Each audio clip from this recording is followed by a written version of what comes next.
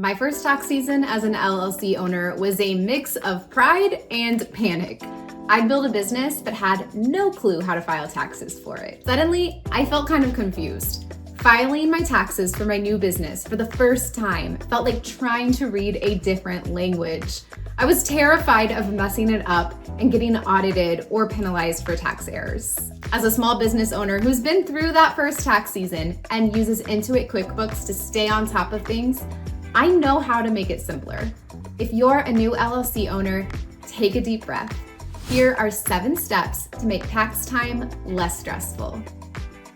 First up, identify how your LLC is taxed.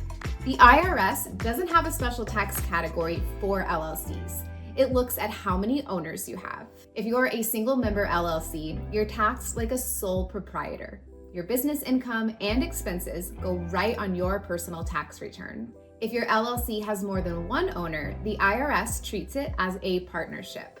Profits and losses pass through each member's personal return, and the business files a partnership return. LLCs can choose how they're taxed.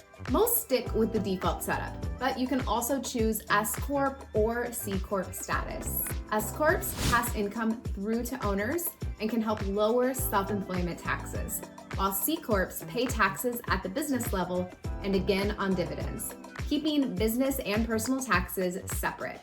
Both require good record keeping, and if you work for your own corporation, you'll need to pay yourself a reasonable salary through payroll. Next, get your paperwork together. You'll need income statements, receipts, invoices, and bank or credit card records. Let's talk forms. If you're a single member LLC, your go-to is Schedule C.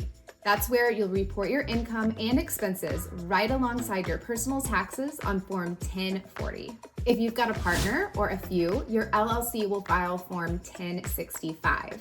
Then each partner gets a Schedule K1, showing their share of profits or losses to report personally. C Corps file Form 1120, while S Corps file Form 1120S, and give each shareholder a Schedule K1. And don't forget your state. Some states charge an annual fee or have their own forms you'll need to file, even if you didn't make a profit. It's one of those details that's easy to miss your first year, so double check it. Some states don't recognize S Corp status or have extra filing rules. Check with your state or consult a tax expert. Step 4 is deadlines. Partnerships, multi-member LLCs, and S Corps file by March 15, or the 15th day of the 3rd month after your fiscal year ends. Single member LLCs and C Corps file by April 15, or the 15th day of the 4th month after the fiscal year ends. If any date falls on a weekend or holiday, the deadline moves to the next business day. Check out the link below for an article with key tax deadlines. Step 5, estimated taxes and payroll taxes. Here's where things get real. Since no one's withholding taxes from your paycheck, you'll need to pay them yourself. Those payments cover your income tax and self-employment taxes.